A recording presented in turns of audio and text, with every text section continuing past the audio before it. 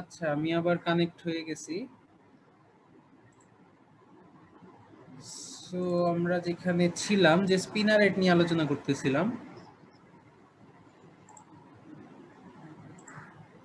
আচ্ছা, তো আমরা বলতেছিলাম কি, আমরা স্পিনার রেট দিয়ে আসলে ম্যানমেড ফাইবারের লেন্থ এবং শেপকে কন্ট্রোল করতে পারি, তাই না?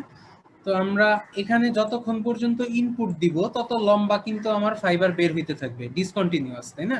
সরি, কন্টিনিউয়াসলি আমাদের ফিলামেন্টের যে লেন্থ দরকার সেটা বের হতে থাকবে। ধরো আমার যদি 100 মিটার লাগে, আমি 100 মিটার লেন্থের ফিলামেন্টই বের করতে পারবো। যদি 200 মিটার লাগে, 200 মিটারই বের করতে পারবো, নো প্রবলেম। যতক্ষণ পর্যন্ত আমি ইনপুট দিচ্ছি ততক্ষণ পর্যন্ত আমাদের ফিলামেন্টটা বের হচ্ছে। আর শেপটা কিভাবে কন্ট্রোল করব?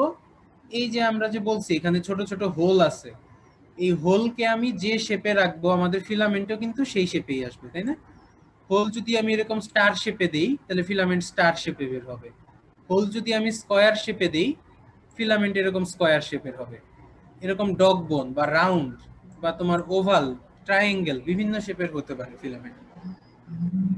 তো এই জন্য আমরা বলি যে ন্যাচারাল ফাইবারে আমরা যদিও ফাইবারের শেপকে কন্ট্রোল করতে পারি না, বাট এই ক্ষেত্রে আমরা ফাইবারের শেপকে খুব ইজিলি কন্ট্রোল করতে পারি। ওকে, তো এখানে এই জন্য এই কথাটাই বলা হয়েছে যে হোল দ্বারা আমরা কন্ট্রোল করতে পারি।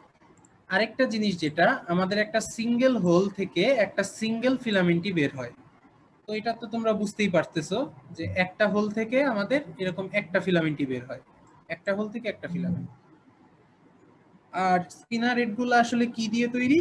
Platinum or rhodium or stainless steel, এইসব মেটালিক পদার্থ দিয়ে স্পিনারেটটা তৈরি করা হয়। আচ্ছা, এখন আসো আমরা যদি স্যার স্পিনারেটের, হ্যাঁ স্যার হ্যাঁ বলো বলো। স্যার রোডিয়াম হচ্ছে এই পৃথিবীর সবচেয়ে ভ্যালুয়েবল মেটাল মেটালিক, না স্যার? হ্যাঁ রোডিয়াম সবচাইতে ভ্যালুয়েবল না, তবে এর ভ্যালু অনেক বেশি। এইটা তোমার সব সময় যে ইউজ করা হয় এরকম না, এটা হচ্ছে কি,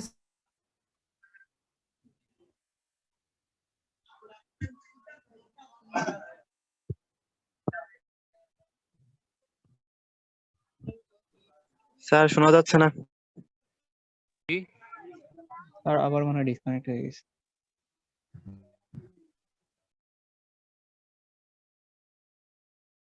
স্যার আমিও শুনতে পাই নাই স্যার। জুয়েল, ক্যালিফোর্নিয়াম সবচেয়ে ভ্যালুয়েবল মেটাল। তোমার কিছু বলছো? এই ক্যালিফোর্নিয়াম সবচেয়ে ভ্যালুয়েবল মেটাল জিজ্ঞেস করতেছিল তাই। ও মাই গুডনেস। হ্যালো,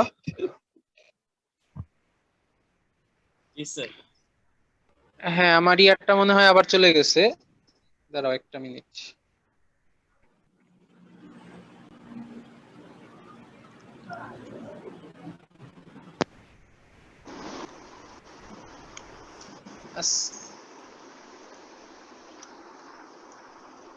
আজকে ওয়াইফাইটা খুব ড্রপ করতেছে সকাল থেকেই, যায় আর আসে। ঠিক আছে, আচ্ছা সমস্যা নেই। আমি আবার স্ক্রিনটা শেয়ার করতে হবে।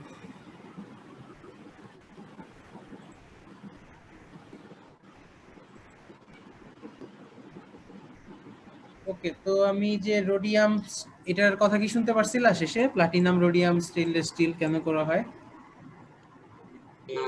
না স্যার, শুনতে পারিনি। আচ্ছা আচ্ছা, যেটা বলছিলাম যে নরমালি আমরা ম্যাক্সিমাম ক্ষেত্রে স্টেইনলেস স্টিলটা ইউজ করি, কারণ এটা খুব মানে দাম সবচাইতে কম এই সবগুলোর মধ্যে।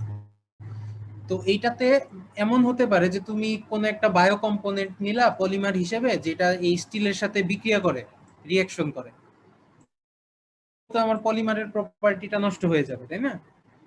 তো সেই ক্ষেত্রে আমরা আইদার প্লাটিনামে যাব, এটাতেও যদি কাজ না হয় তারপরে আমরা রোডিয়ামে যাব, এরকম আর কি। মানে এর থেকেও দামি মেটালে আমাদের যাওয়া লাগতে পারে, এটা ডিপেন্ড করে আসলে যে আমরা কি ধরনের পলিমার ইউজ করছি তার উপরে।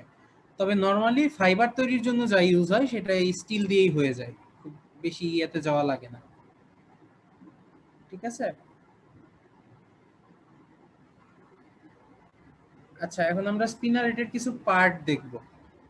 স্পিনারেট আসলে কি কি পার্ট নিয়ে গঠিত। তো প্রথম যে পার্টটা সেটা হচ্ছে তোমার এন্ট্রি প্লেট বলা হয় যেটাকে। তো এই প্লেট দিয়ে তোমার আমাদের পলিমার সলিউশনটাকে এই স্পিনারেটের ভিতরে এন্টার করানো হয়, মানে ইনপুট যে রুটটা সেটা হচ্ছে এখানে। সো এটাকে বলা হয় এন্ট্রি প্লেট। তো আমরা কি বলছি, পলিমারটা আমরা লিকুইড হিসেবে নিই, তাই না? তো লিকুইডটা আমরা এখান দিয়ে পাস করাইতেই পারি। পাস করানোর পরে ভিতরে একটা তোমার হলো একটা স্পেস আছে বা ফাঁপা একটা জায়গা আছে যেখানে তোমার এই লিকুইডটা ছড়িয়ে যায়। তো এই জায়গাটাকে বলা হয় ডিস্ট্রিবিউশন প্লেট, যেহেতু চারদিকে সেটা ছড়িয়ে যাচ্ছে। তো এই ডিস্ট্রিবিউশন প্লেটের কাজ কি, আমরা যখন এক দিক দিয়ে তোমার পলিমারটা পাস করাচ্ছি, যদি তোমার এটাকে না ছড়াও বা ডিস্ট্রিবিউট ইভেনলি না হয়, তাহলে দেখবা যে তোমার কিছু কিছু হোল দিয়ে পলিমার বের হচ্ছে, অন্য জায়গা দিয়ে বের হচ্ছে না, এরকম হইতে পারে। বা এক জায়গায় তোমার পলিমারের ফোর্স বেশি বা মোটা হয়ে বের হচ্ছে, আরেক জায়গায় ফোর্স কম বা চিকন হয়ে বের হচ্ছে। সো এই জন্য আমাদের ইভেনলি ডিস্ট্রিবিউশন করাটা জরুরি। সো এই জন্য যে প্লেটটা সেটার নাম হচ্ছে ডিস্ট্রিবিউশন প্লেট। আর নিচে যে প্লেটটা আছে সেটা হচ্ছে স্পিনারেট, আমাদের মেইন যে ডিভাইসটা with numerous number of holes. এই হোলগুলা কন্টেইন করে যে ডিভাইসটা সেটার নাম হচ্ছে স্পিনারেট। ওকে, তো এটা একটা রিয়েল লাইফ ছবি যে কিভাবে আসলে ফিলামেন্ট গুলো বের হয়। তো বিভিন্ন রকম শেপের স্পিনারেট আছে বা বিভিন্ন রকম নাম্বার অফ হোল সহ স্পিনারেট আছে, যেটা আমরা বলছি অলরেডি ডিপেন্ড করে আমার পলিমারের বা ফাইবারের শেপ কেমন হবে তার উপর। তো এইখানে কিছু স্পেশাল শেপ দেখানো হয়েছে যে আমরা যদি হলো কোনো ফাইবার তৈরি করতে চাই, সেই ক্ষেত্রে আমার নজলের শেপটা কেমন হবে বা আমার স্পিনারেটের হোলগুলো কেমন অবস্থায় থাকবে। এইখানে দেখো যে খুবই ছোট ছোট হোলগুলো যদি পরস্পর পাশাপাশি খুব কাছাকাছি অবস্থায় থাকে, মানে তাদের মধ্যে ডিসটেন্স খুবই অল্প, এরকম যদি হয়, যেহেতু আমার পলিমারটা লিকুইড, পাশাপাশি দুইটা স্ট্রিম কিন্তু নিজেদের গায়ে লেগে যেতে পারে, তাই না? তো লেগে গেলে এরকম একটা হলো একটা ওয়ালের সৃষ্টি করবে, যার মাঝখানে যেহেতু এখানে ফাঁপা, এরও মাঝখানে একটা হলো ফাঁপা জায়গা সৃষ্টি হবে। তো এখানে কিছু স্পেশাল স্পিনারেটের এরকম শেপ দেখানো হয়েছে। স্পিনারেটের শেপ এরকম হইলে আমার ফাইবারের শেপ এরকম হয়। তো আমরা আসলে হলো ফাইবার গুলো কেন তৈরি করি, কেউ কি জানো? স্যার এরকম গোল গোল না দিয়ে সরাসরি ইয়া করে দিলেই তো হইতো। সরাসরি এরকম করে দিবা? হ্যাঁ। তাইলে তোমার মাঝখান দিয়ে সহ বের হয়ে যাবে না, এটা কিন্তু তখন একটা সলিড ফাইবার হবে। এই যে মাঝখানের ফাঁপা যে হোলটা, এটা কিন্তু পাবা না। মানে ওই লাইনটাকে যে ডাবল করে দিই লাইক। বুঝি না এই জিনিসটা। তার মানে যদি আমি যাই আরেকটা লাইন হোক, এড করি। এটা আসলে একটা উদাহরণ, ঠিক আছে? এটা ডিপেন্ড করে আসলে তোমার কি বলে, তুমি তোমার মতো করে হোলের শেপ দিতে পারো, সেটা সমস্যা নেই, তোমার ফাইবার যেরকম লাগে আর কি। তো তুমি যদি অন্য কোনো ভাবে ধরো এরকম করে যদি দাও, ট্রায়াঙ্গুলার শেপেরই এরকম করে যদি দাও, এটাও কিন্তু একটা হলো ফাইবার তৈরি হবে, তাই না? মাঝখানটাতে তোমার এটাই বলতে চাইছিল। আচ্ছা, তো এটা ওইভাবে হতে পারে, কোনো সমস্যা নেই। এটা জাস্ট কিছু উদাহরণ দেখানো হয়েছে আর কিছু না। ওকে, তো এগুলা হচ্ছে স্পেশাল কিছু কেস আর কি। আচ্ছা, এখন আমরা কিছু ফিচার দেখব স্পিনারের। স্যার মাঝখানে হোল কেন রাখছিলেন ওটা বলতেছিলেন? ও আচ্ছা আচ্ছা, সরি, হ্যাঁ ভুলে গেছি। তোমার হলো ফাইবারের প্রয়োজনীয়তাটা কি বা ইউজটা কোথায় আসলে? তো হলো ফাইবার নরমালি তোমার এই ফাঁপা জায়গাটাতে, আচ্ছা এক কাজ করি, এটা তোমাদের অ্যাসাইনমেন্ট দিয়ে দিই শায়ক স্যারের মতো, ঠিক আছে? দরকার নাই স্যার। এটা নেক্সট ক্লাসে তোমরা জেনে এসে আমাকে বলবা, ঠিক আছে? না পারলে তখন বলে দেবো যে হলো ফাইবারের অ্যাপ্লিকেশন এরিয়া কোথায় আসলে। স্যার ক্লাসের রেকর্ডটা কি স্যার পাওয়া যাবে? ক্লাস রেকর্ড করে দেওয়া আছে অলরেডি এতে, গুগল ক্লাসরুমে, ঠিক আছে? এটার অ্যাপ্লিকেশন এরিয়াটা জেনে আসবা। ওকে, স্পিনারেটের আমরা কিছু ফিচার দেখি এখন। স্পিনারেটের হোলগুলো আসলে কেমন হয়, কি শেপের হয়, কিভাবে হয়।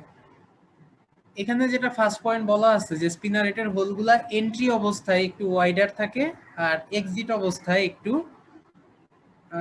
ন্যারো থাকে। তো এই ছবিটা যদি আমি দেখি, এটা একটা স্পিনারেটের ছবি, যেটা ক্রস সেকশনাল ভিউ দেখানো হয়েছে সাইড থেকে। অর্থাৎ আমরা যদি একটা স্পিনারেটকে মাঝখানে কেটে ফেলি, তাহলে আমরা এরকম একটা ভিউ দেখতে পারবো হোল বরাবর।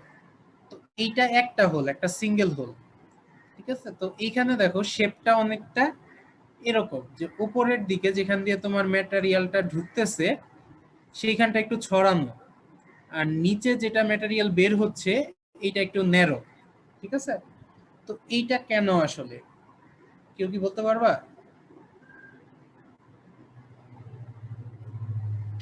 স্যার প্রেসারে বের করার জন্য। রাইট, এটা হচ্ছে তুমি যখন একটা ইনপুট দিচ্ছ, এই ইনপুটের যেন একটা কনস্ট্যান্ট প্রেসারে বের হয়, বা কনস্ট্যান্ট একটা ধারা বা স্ট্রিম থাকে, কনস্ট্যান্ট একটা ফ্লো থাকে সব সময়, সেজন্য এরকম করা হয়েছে। যদি জিনিসটা উল্টা হইতো তাহলে কি হইতো, এরকম হইতো, তাই না? নিচে ছড়ানো আর উপরে হচ্ছে ইয়া। তো এখান থেকে কম ম্যাটেরিয়াল পাস করতো, এখান থেকে বেশি ম্যাটেরিয়াল বের হয়ে যেত। সেই ক্ষেত্রে কি হইতো, আমার ফাইবারটা হয় এক জায়গায় মোটা এক জায়গায় চিকন হয়ে যেত, বা কোথাও ডিসকন্টিনিউয়াস ফ্লো হয়ে যেত, গ্যাপ পড়ে যেত, এরকম হইতে পারতো। সো এই কারণে শেপটা এরকম রাখা হয় আর কি। তো এরপরে কিছু স্পেশাল স্পিনারেট রিকোয়ার্ড ফর হলো ফাইবার বা বায়ো কম্পোনেন্ট ফাইবার, যেটা আমরা দেখাইলাম একটু আগে ফার্স্ট এর আগের স্লাইডটাতে। কিছু স্পেশাল রিকোয়ারমেন্ট থাকে হলো ফাইবারের জন্য বা বায়ো কম্পোনেন্ট ফাইবারের জন্য।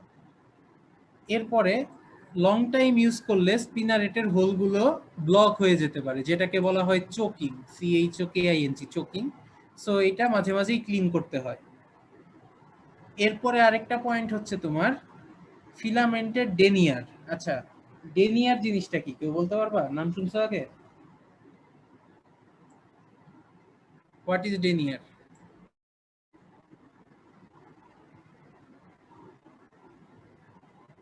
আচ্ছা, হয়তোবা শুনো নাই। Yarn count sir.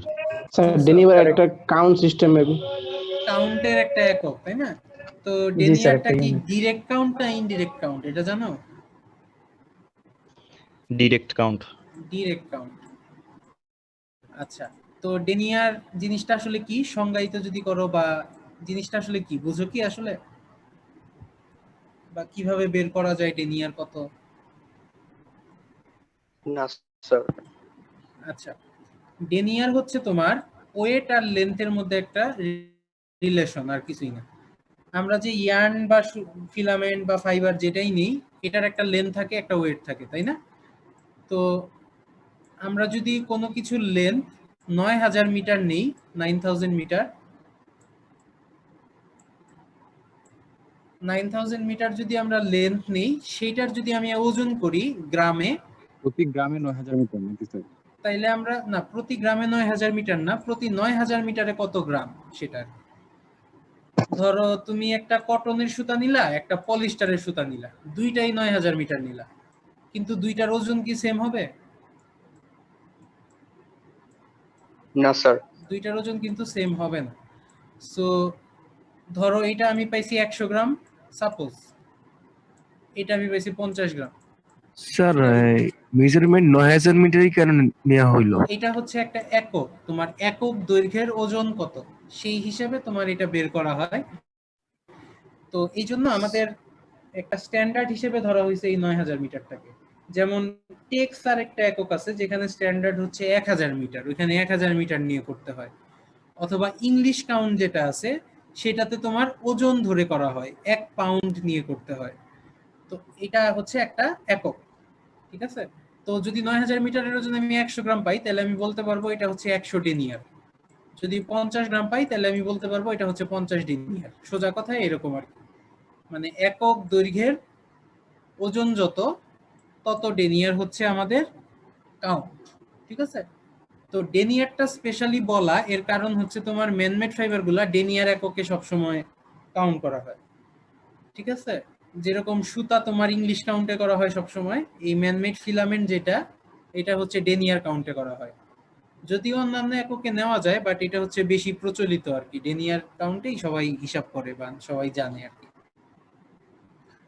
তো এই যে ডেনিয়ার কাউন্টটা, এইটা সবসময় তোমার ফিলামেন্টের স্পিনারেটের হোলের সাইজের উপরে ডিপেন্ড করবে না, বাট এইটার একটা ইফেক্ট আছে, তুমি কত স্পিডে এটা বের করতেছো তার উপরে। তো এই পয়েন্টটা আসলে কি, ফার্স্ট অফ অল ধরো আমি একটা স্পিনারেট নিলাম যার একটা তোমার বড় হোল আছে আর একটা ছোট হোল। তো এইখান দিয়ে তোমার একটা ফিলামেন্ট বের হবে, এখান দিয়ে একটা ফিলামেন্ট বের হবে, তাই না? তো এইটার 9000 মিটার আর এইটার 9000 মিটার, দুইটার ওজন কি সেম হবে? না স্যার। না স্যার। সেম হবে না। তো ওজন যেহেতু সেম হবে না, তার মানে ডেনিয়ারও সেম হবে না, ডেনিয়ার ভ্যালুও চেঞ্জ হবে, তাই না? তো এইটা একটু বড় ডেনিয়ারের হবে, এটা একটু ছোট ডেনিয়ারের হবে, তাই না? তার মানে এটার ভ্যালু বেশি, এটার ভ্যালু কম, এটা একটু ভারী, এটা একটু পাতলা। তো তাইলে আমরা কি দেখতেছি যে ডেনিয়ার ভ্যালুটা ডিপেন্ড করতেছে কিন্তু হোলের সাইজের উপরে, তাই না? তো এইটা ছাড়াও আরেকটা প্যারামিটার আছে যেটা হচ্ছে আমার এক্সট্রুশন স্পিড। ধরো আমি আরেকটা স্পিনারেট নিছি যেখানে দুইটা হোলের সাইজই সমান, তাইলে কি দুইটা হোল দিয়েই কিন্তু আমার সুতা বের হচ্ছে বা ফিলামেন্ট বের হচ্ছে, এবং দুইটার ডেনিয়ার ভ্যালু কিন্তু সেম হওয়ার কথা, তাই না? যেহেতু হোলের সাইজ সমান, তাই তো? জি স্যার। কিন্তু এখানে দেখা যেতে পারে যে এইটাকে যদি আমি একটু হাই স্পিডে বের করি, এটাকে আমি যদি একটু লো স্পিডে বের করি, তাহলে কি হবে? যেহেতু জিনিসটা লিকুইড অবস্থায় আছে, হাই স্পিডে বের করলে কি বেশি মানে একক সময়ে বেশি পরিমাণ ম্যাটেরিয়াল বের হয়ে যাবে, তাই না? তো এই জন্য এইটা দেখা যাবে একটু পাতলা হয়ে যেতে পারে, বা এটা ডেনিয়ার ভ্যালু একটু কমে যেতে পারে। আর এটা যেহেতু আমি লো স্পিডে আস্তে আস্তে বের করতেছি, এখানে আমার এইটার তুলনায় বেশি ম্যাটেরিয়াল পাস করতে পারে, সো এটা একটু হাই ডেনিয়ারের হয়ে যেতে পারে, ডেনসিটি আলাদা হবে, রাইট? তো ডেনসিটি আলাদা হওয়ার কারণে মলিকুলার ওয়েটও আলাদা হয়ে যেতে পারে, এটা ডিপেন্ড করে আমার স্পিডের উপরেও ডিপেন্ড করতে পারে। তো এই পয়েন্টে এখানে বলা হয়েছে যে শুধুমাত্র হোলের সাইজের উপরে ডিপেন্ড করে না, এই এক্সট্রুশন স্পিডের উপরেও ডিপেন্ড করে। ওকে, তো আমরা নিলাম ফিলামেন্ট বা স্পিনারেট সবকিছুই, কিন্তু স্পিনারেটের কিছু অসুবিধা আছে। সেটা কি, এটা একটা মেটালিক কম্পাউন্ড, তাই না?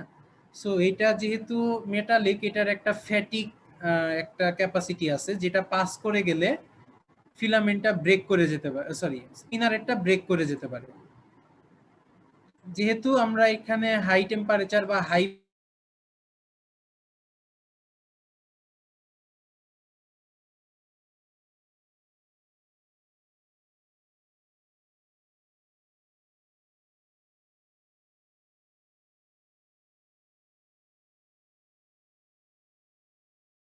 চলে আসে সামহাউ। তো এই দুইটা প্রবলেম খুব অহরহ ফেস করা হয়, এবং এই জন্য তোমার স্পিনারেটটা খুব ফ্রিকোয়েন্টলি চেঞ্জ করা হয়, সেটা ব্রেক করার কারণেই হোক বা ক্লগিং এর কারণেই হোক। ক্লগিং হইলে আমাদের এটা ক্লিনও করা যায়, বাট ক্লিন করাটা আবার অ্যাডিশনাল কিছু প্রসেস লাগে ক্লিন করতে, সো এইখানে কিছু কস্ট অ্যাড হয়। তো এই কারণে কখনো কখনো তোমার যদি সস্তা কোনো ম্যাটেরিয়ালের স্পিনারেট হয়, দেখা যায় যে সেটা চেঞ্জই করে ফেলা হয় এত ঝামেলায় না গিয়ে। তো এখানে ক্লিনিং এর কিছু প্রসেস দেওয়া আছে তারপরেও, যেটা বর্ণনা করা নাই এখানে, জাস্ট নামগুলা দেওয়া আছে। যেমন ধরো সল্ট বাথ মেথড, আমরা কি জানি যে সল্ট একটা পোলার মানে পোলার এলিমেন্ট, তাই না?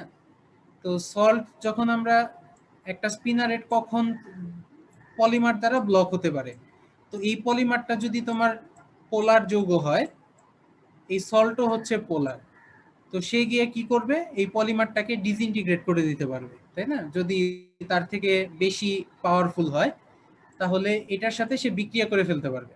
বিক্রিয়া করা মানেই পলিমারটা ভেঙে গেল, পলিমারটা ভেঙে যাওয়া মানেই এটা পরিষ্কার হয়ে যায়, এরকম একটা মেথড আছে।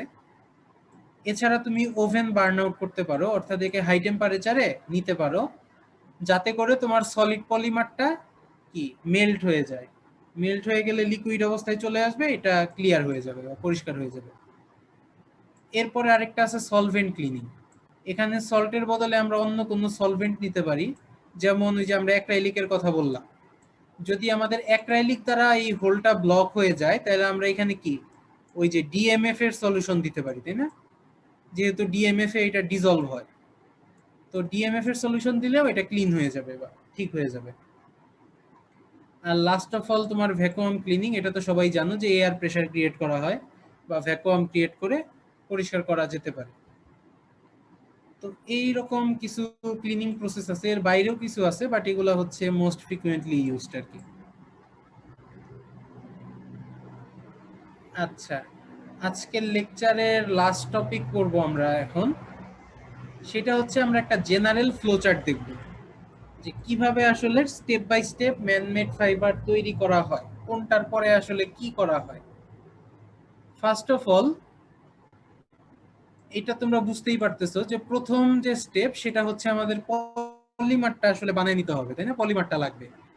এখানে তোমরা ছবি দেখতে পাচ্ছ যে পলিমার, এটা হচ্ছে পলিস্টারের একটা চিপস ফর্মে আছে। তো পলিমারটা নরমালি সলিড ফর্মে থাকে। তো সলিড ফর্মে থাকতে পারে, সলিড ফর্মে তোমার এরকম চিপস আকারে থাকতে পারে, অথবা পাউডার ফর্মে থাকতে পারে, খুবই সূক্ষ্ম সূক্ষ্ম অবস্থায়।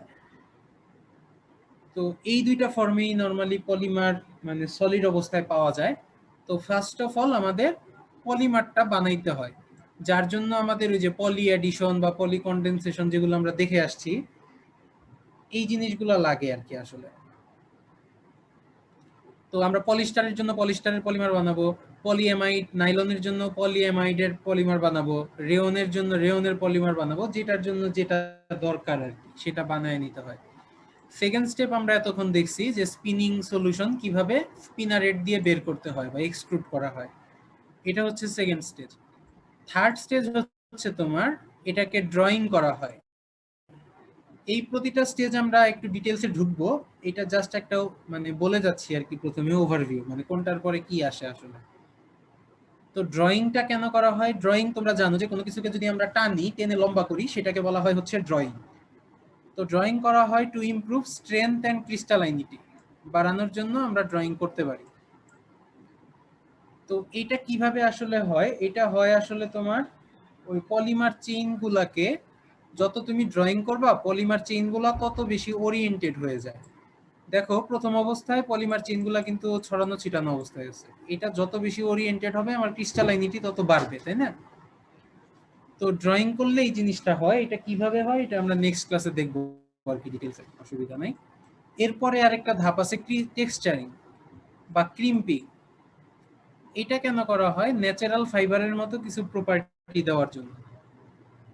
এইখানে দেখো আমাদের যে সোজা একদম স্মুথ একটা ফাইবার বের হয়ে আসতেছিল স্পিনারেট দিয়ে, সেটাকে গিয়ারের মাঝখানে ফেলে ফেলে এরকম ক্রিম বা ওয়েভিনেস ক্রিয়েট করা হয়েছে। এইটা কেন করা হয়? এই ওয়েভিনেস ক্রিয়েট করলে তোমার ফাইবারের অ্যামরফাসনেস একটু বাড়ে আগের থেকে। অ্যামরফাসনেস বাড়া মানে তার কমফোর্টেবিলিটি বাড়ে, ময়েশ্চার রিগেইন বাড়ে, বা তার পরস্পরের সাথে লেগে থাকার বা কোহেশন ফোর্সও কিছুটা বাড়ে। তো এইগুলোর সাথে তোমার অ্যাসোসিয়েটেড হচ্ছে এই প্রপার্টিটা, এই কারণে টেক্সচারিংটা করা হয়। এটাও আমরা ডিটেইলসে দেখবো নেক্সট ক্লাসে। তো এরপরে তোমার আরেকটা ধাপ আছে ইন্টারমিংলিং। ইন্টারমিংলিং মানে হচ্ছে এই অসংখ্য ফাইবার যে পরস্পরের সাথে গায়ে গায়ে লেগে থাকে। তোমরা তো কটন ফাইবার দেখছো, তাই না? যদি হাতে নাও দেখবা অনেকগুলো ফাইবার পরস্পরের সাথে লেগে আছে। এই লেগে থাকাটা ইম্পর্টেন্ট একটা ক্যারেক্টারিস্টিক্স এর জন্য, সেটাও আমরা নেক্সট ক্লাসে দেখব। এই লেগে থাকার যে প্রপার্টি বা ক্যাপাবিলিটি, এটাকেই বলা হয় হচ্ছে ইন্টারমিংলিং।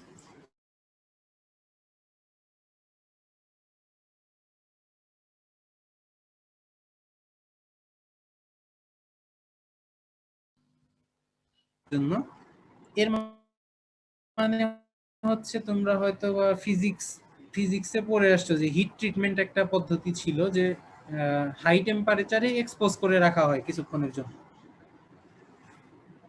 তো হাই টেম্পারেচারে এক্সপোজ করে রাখলে ওই ডাইমেনশনটা স্টেবল হয়ে যায়। তো এটাও কিভাবে হয় এটাও আমরা নেক্সট ক্লাসে দেখবো, একটা ছবি দেখলেই বুঝতে পারবা। স্যার হিট লাস্ট অফ সিলিংটা অল আবার কিছু একটু বলবেন? Spin finish. আচ্ছা, হিট সেটিং হচ্ছে তোমার ডাইমেনশনাল স্টেবিলিটির জন্য। ধরো তুমি একটা পলিমার নিলা, পলিমারের মধ্যে কি অসংখ্য পলিমার চেইন থাকে না? তো চেইনগুলা কিন্তু একে অন্যের সাথে লেগে থাকে, তাই তো? এরকম ভাবে লেগে থাকে, এটাকে বলা হয় ক্রস লিঙ্কিং। তো ক্রস লিঙ্কিং যখনই থাকবে, এই পলিমারটা ধরো এই অবস্থায় স্টেবল আছে, তো এই পলিমারটাকে তুমি বাঁকাইলা বা বেন্ড করলা, মানে ডিফর্ম করলা পলিমারের শেপটাকে। ডিফর্ম করার ফলে কি হইলো?